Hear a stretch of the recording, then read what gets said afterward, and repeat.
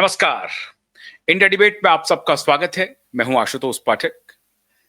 मित्रों, जिस बात के लिए मैंने आपसे वक्त लिया था और मैं आपसे लगातार ये चर्चा कर रहा था कि मैं 1 या 2 दिन में आपको कुछ बात बताने वाला हूं और मैं लगातार अपने वकीलों के संपर्क में था, उनसे जानकारी ले रहा था कि वो अब क्या सोच रहे हैं। हमने उनसे आग्रह भी किया था कि क्या ऐसा हो सकता है? क्या इस दिशा में बात बढ़ सकती है आगे? मित्रों, हमारे वकीलों ने कहा, हो नहीं सकता है, हम संपूर्ण रूप से उसकी तैयारी कर रहे हैं। महाराष्ट्र में एक के बाद एक संदेश के बाद भी अब कुछ दिनों का ही हम सरकार को मोहलत देने वाले हैं और सरकार से तात्पर्य है अदालत को भी और सरकार दोनों के बारे में आज मैं विस्तार से बात करूंगा। दिशा सुशांत को न्याय तब तक नहीं मिल सकता है मित्रों, जब तक कि सरकार नहीं चाहेगी। तो क्या महाराष्ट्र की सरकार चाह रही है कि दिशा और सुशांत को न्याय मिले? अभी तक के व्यवहार से, अभी तक के आचरण से तो बिल्कुल लग रहा है कि सरकार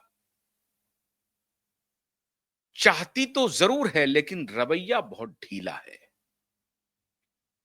और कभी-कभी उनके ढीले रवैये से यह भी संकेत जाता है कि सरकार नहीं चाहती है कि दिशा और सुशांत को न्याय मिले। इसलिए हमने अपने वकीलों से बात की और हमने ये जानने की कोशिश की कि इसका और क्या तरीका हो सकता है। उन्होंने कहा कि केंद्रीय गृह मंत्री अमित शाह जी के मुकदमे को लोगों ने ट्रांसफर करवाया था गुजरात से महाराष्ट्र और उसकी सुनवाई हुई थी। और तब जबकि गुजरात के कद्दावर नेता थे अमित शाह जी।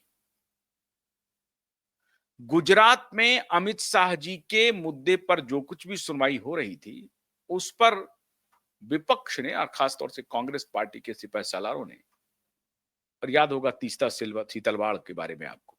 तीस्ता सीतलवाड़ बहुत छोटे मोटे घर की नहीं है। उनके पिताजी सॉलिसिटर जनरल रह चुके हैं।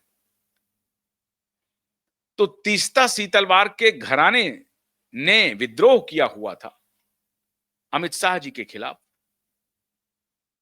और अमित शाह के लिए जो सुनवाई हो रही थी, वो उसको कहा गया कि गुजरात में न्याय नहीं मिल सकता, महाराष्ट्र ट्रांसफर किया जाए।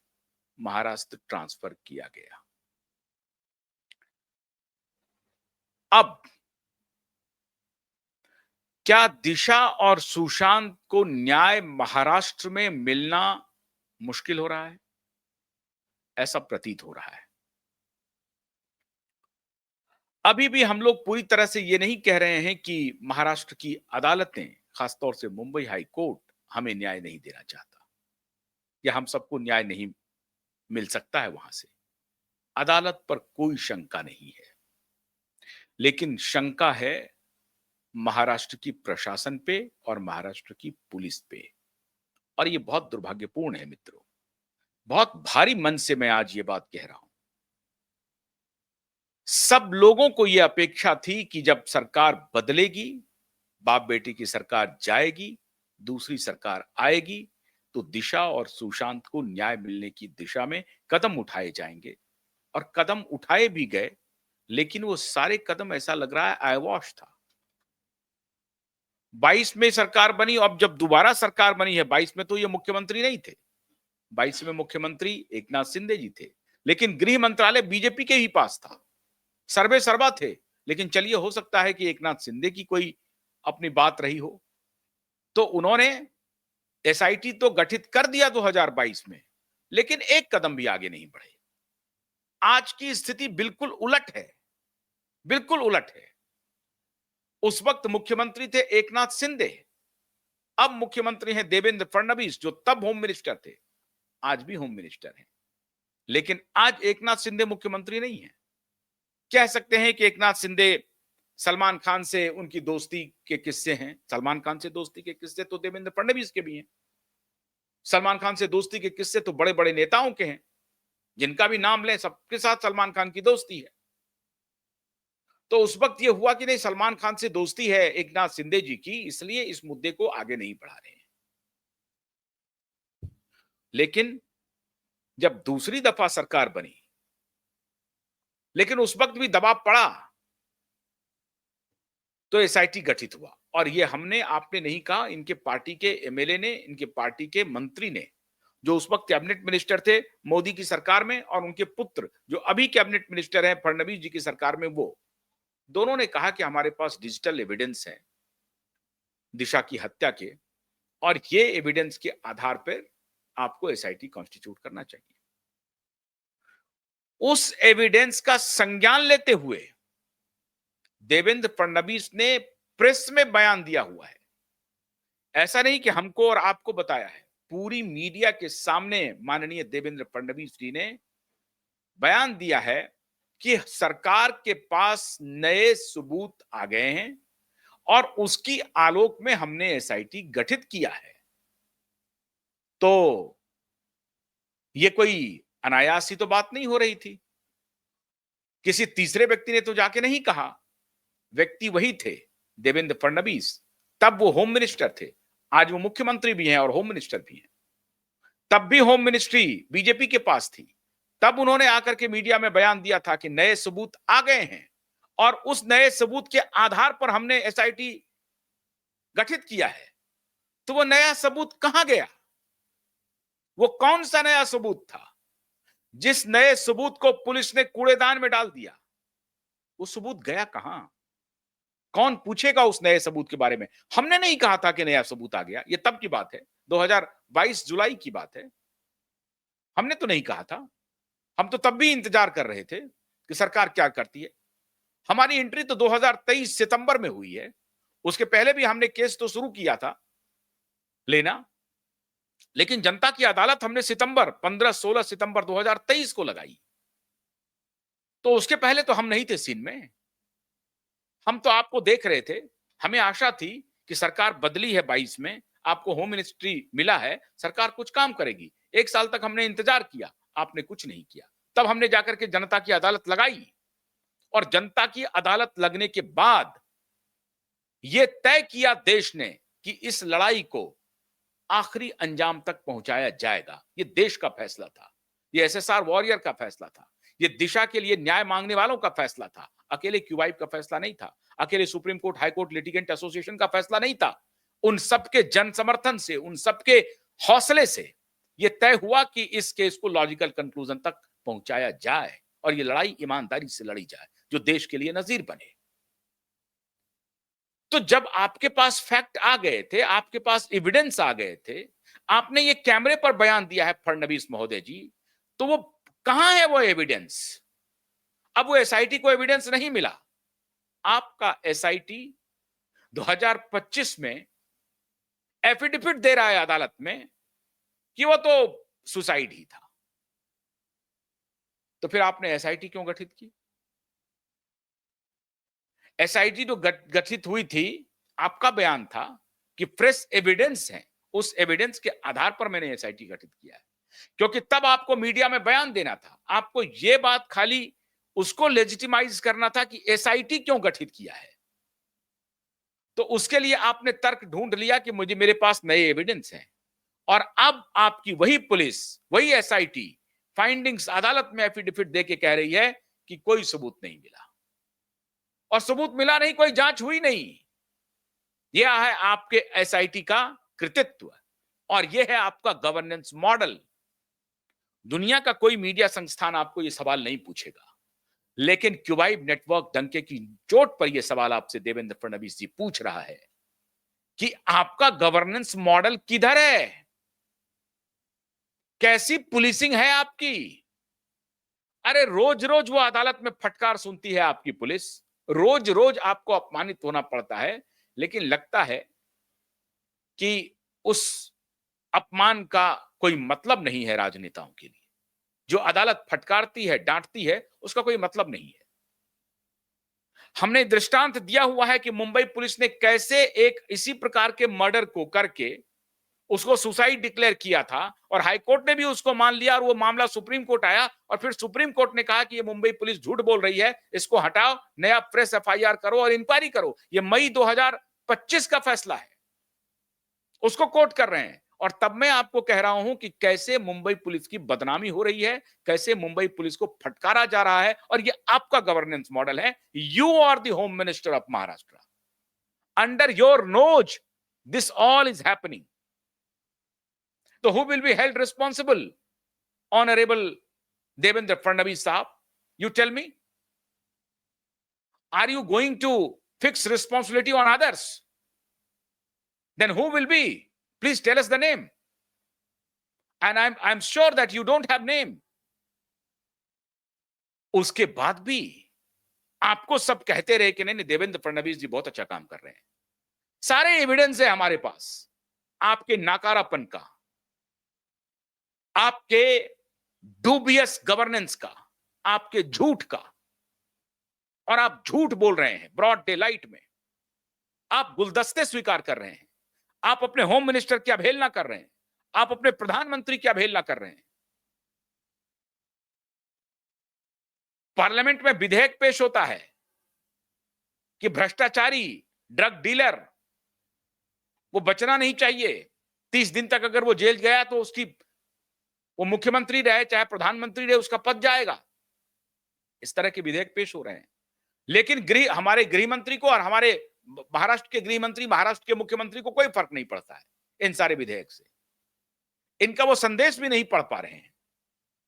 खैर, संदेश तो हो सकता है, कुछ लोग कह रहे हैं कि चलिए नायडू को और उनको धमकाने के लिए ये सब किया जा रहा है।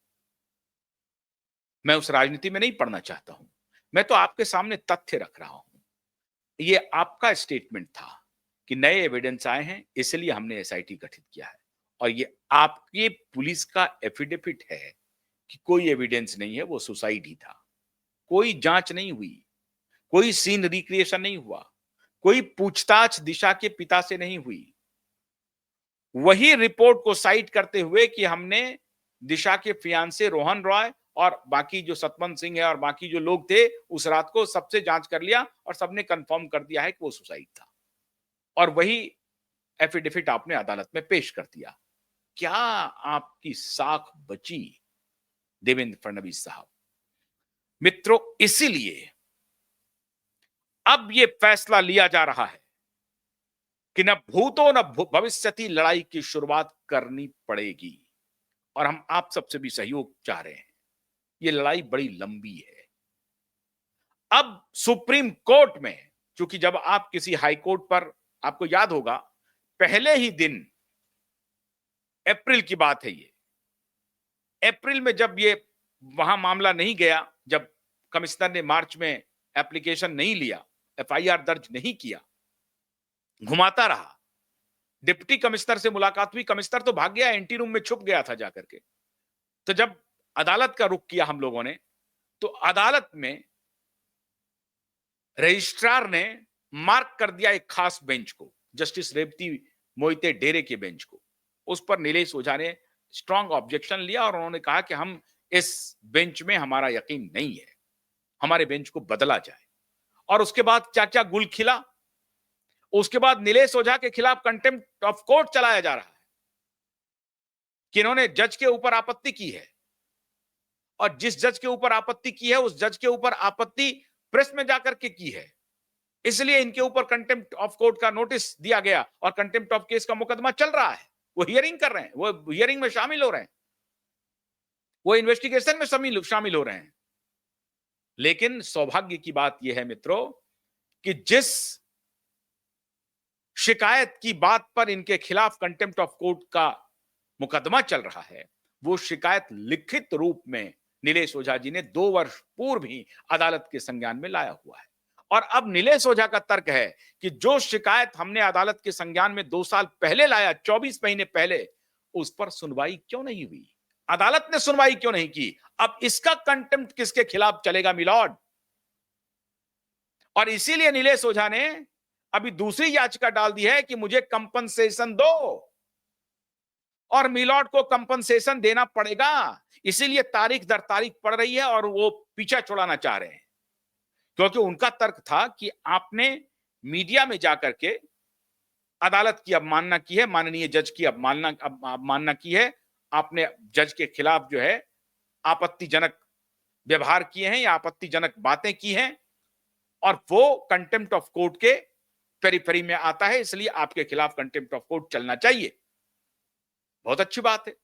लेकिन जो आधार बनाया, जिस शिकायत को आधार बनाया, कि जिस एलिगेशंस को आधार बनाया गया, कहा गया कि आपको पहले अदालत में कहना चाहिए था ये बात। आपको अगर कोई शिकायत थी, कोई तकलीफ थी, आपको कोई जानकारी शेयर करना था, तो वो जानकारी, वो शिकायत आप अदालत से पहले शेयर करते। आप मीडिया में क्यों गए? बहुत अच्छी बात है। यही तो आधार बन गया नासूर। अदालत ने बाकायदा चिट्ठी लिखा कि आपको पहले कोई भी शिकायत अदालत की संज्ञान में लाना चाहिए था, फिर आपको जाना चाहिए था मीडिया में। नीलेश ओझा जी ने कहा, मिलॉर्ड, जिसकी बात आप कह रहे हैं, और फिर उन्होंने एक शंका जाहिर की, आपको जो 5 जजों की बेंच बैठी, 2 बार इतिहास में मुंबई हाईकोर्ट के इतिहास में ऐसे 2 बार घटना हुई है जब 5 जजों की बेंच बैठी है किसी कंटेम्प्ट के हियरिंग के लिए, और दोनों बार संयोग से कंटेम्प्ट नीलेश ओझा के ही खिलाफ रहा है, दोनों बार। तो ऐसे न्यायिक योद्धा के खिलाफ ये चलते रहता है। लेकिन इस बार दांव उल्टा पड़ गया। इस बार मिलॉर्ड को जानकारी ही नहीं था, बाकी जो 5 जज हैं उनको जानकारी ही नहीं थी कि नीलेश ओझा को जिस आधार पर नोटिस भेजा गया है, उस आधार का जिक्र तो नीलेश ओझा ने अदालत में 2 साल पहले किया हुआ है, उसकी सुनवाई होनी है।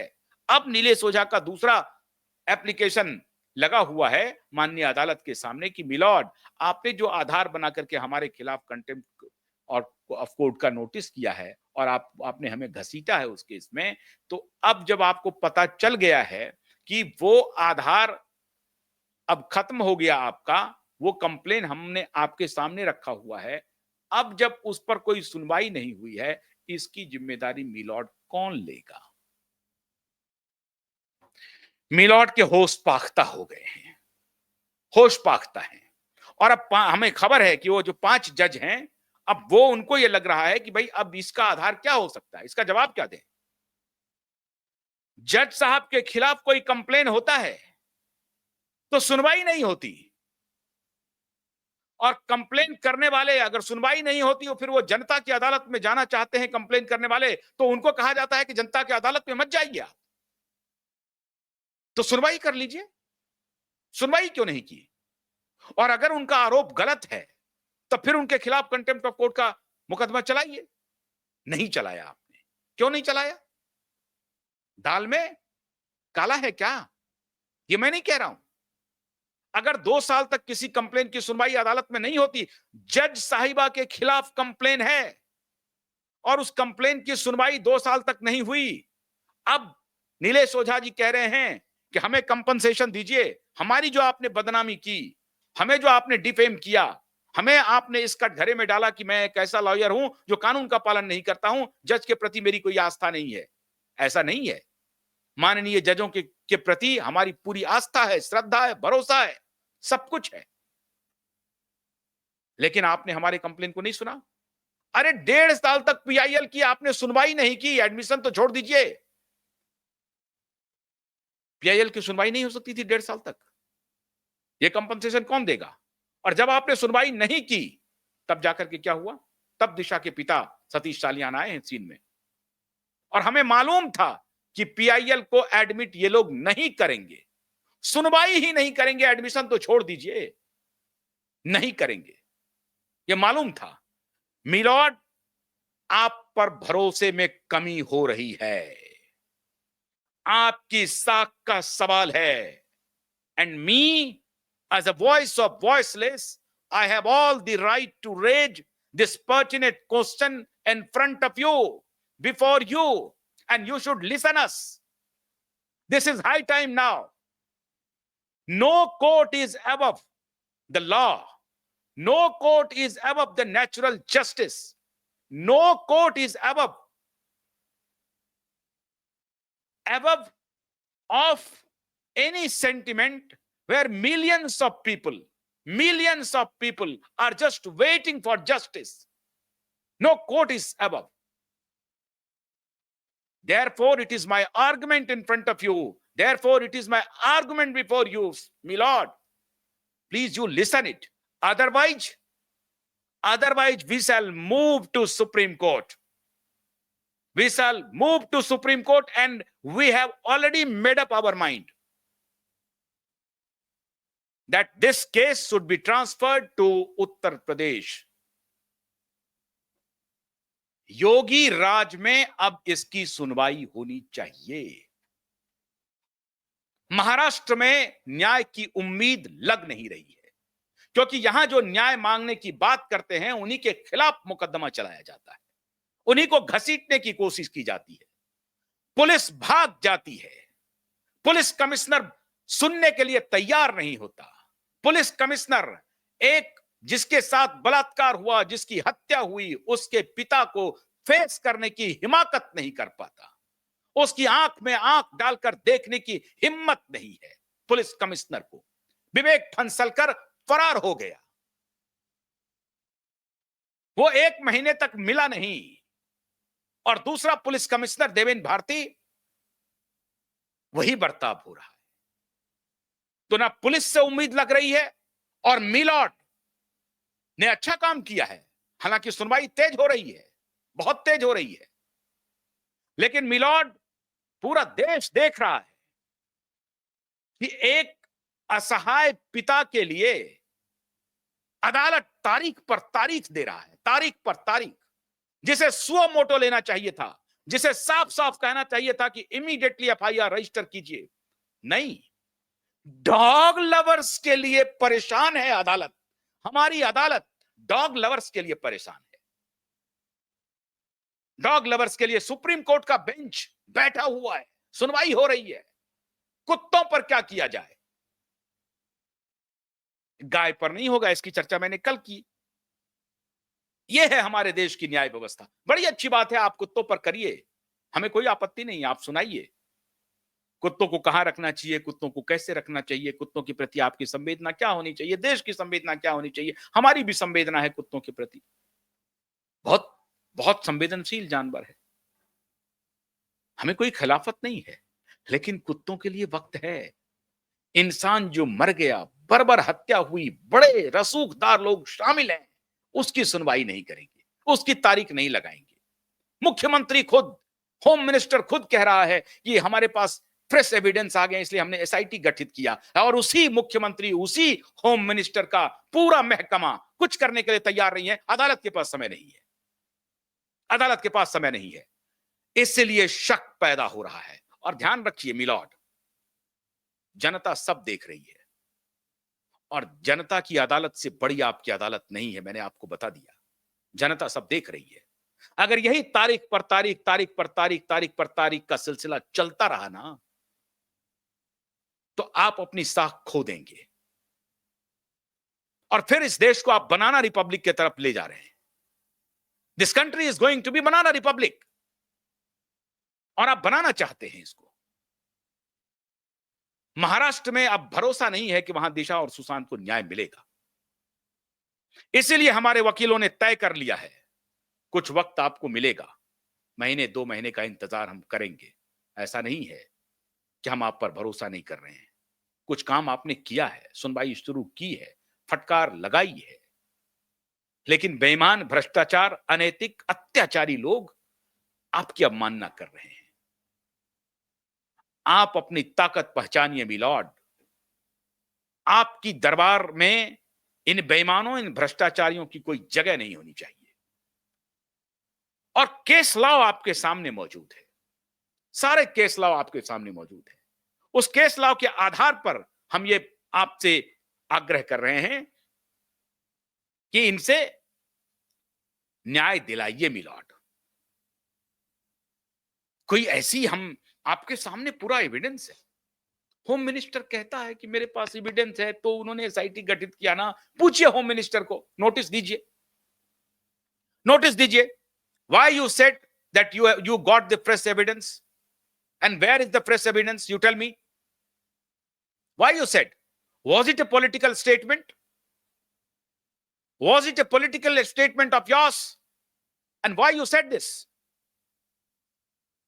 Please send him the notice. We don't care, Home Minister. We don't care, Chief Minister. वो हमारे नौकर हैं, देश की जनता के वो नौकर हैं। मिनिस्टर वहां बैठे हैं, वो राजशाही नहीं चल रही है, ये डेमोक्रेसी है। And we have all the right to raise such questions. वो सर्वेंट हैं, पब्लिक सर्वेंट, ध्यान रहे, अंग्रेजी में पब्लिक सर्वेंट, वो नौकर हैं, आदेश पालक हैं वो। और जनता ये आदेश दे रही है कि भाई क्यों कहा आपने, हमें फ्रेश एविडेंस मिल गया है, इसलिए हमने एसआईटी गठित किया। Milord, please ask him, give the reply, please you send the notice to home minister himself. He is all authorized to reply you. He is the one who has to give the reply. And he is running away. He is just passing political statement.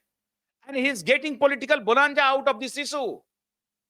Therefore, my request is, sir, Milord, please send him a notice, a direct notice to Devendra Fadnavis. Why he is not replying? Why his chief secretary is not replying? Why Mumbai police commissioner is not replying? Why Shailendra Nagarkar replied? Who is this Shailendra Nagarkar? Send him jail. मैंने कल आपके एक IPS officer की जानकारी दी है कि supreme court ने कैसे उसे फटकार लगाई है, माफी मांग के गया है।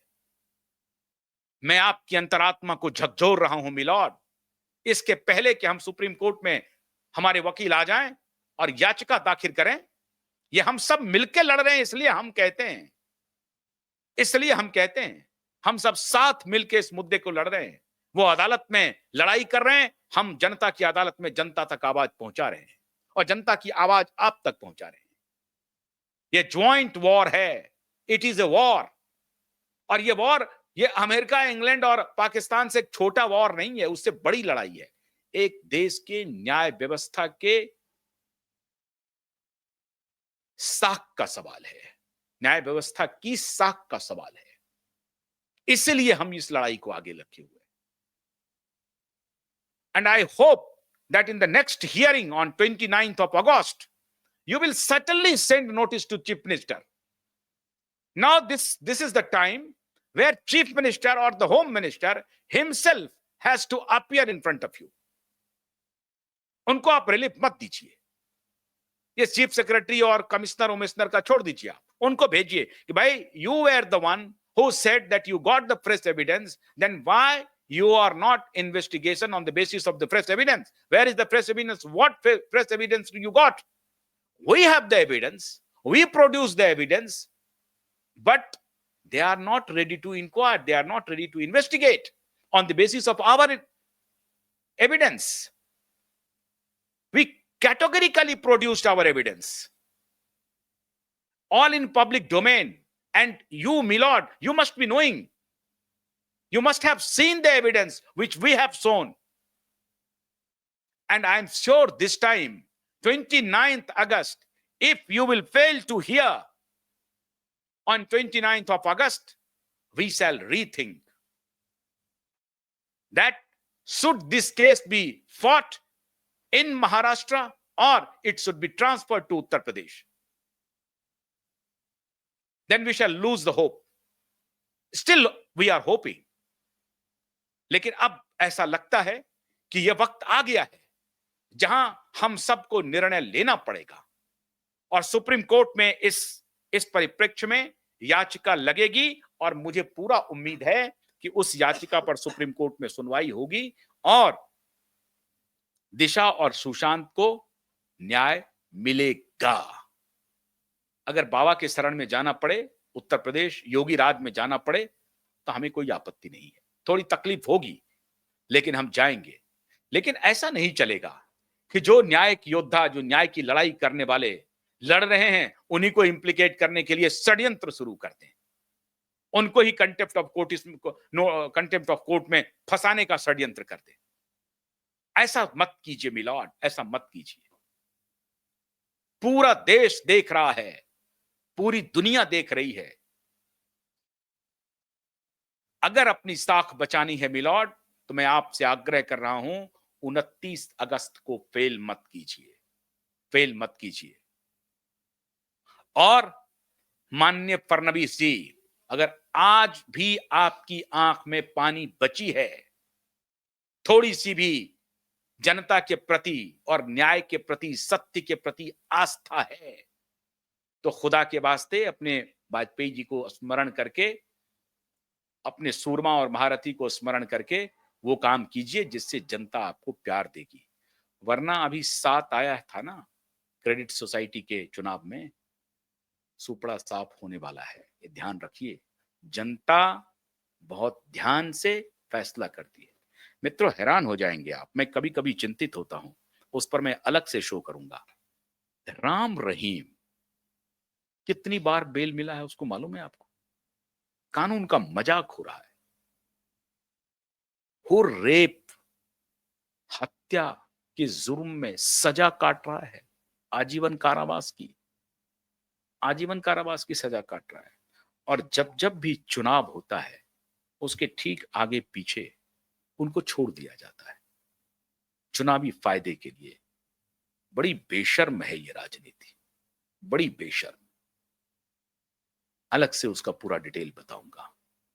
लेकिन अभी अगर न्याय होता हुआ नहीं दिखा महाराष्ट्र में, तो सुप्रीम कोर्ट में याचिका लगेगी और इस केस का ट्रांसफर होना तय मान के चलिए आप, जब ये केस उत्तर प्रदेश में चलेगा।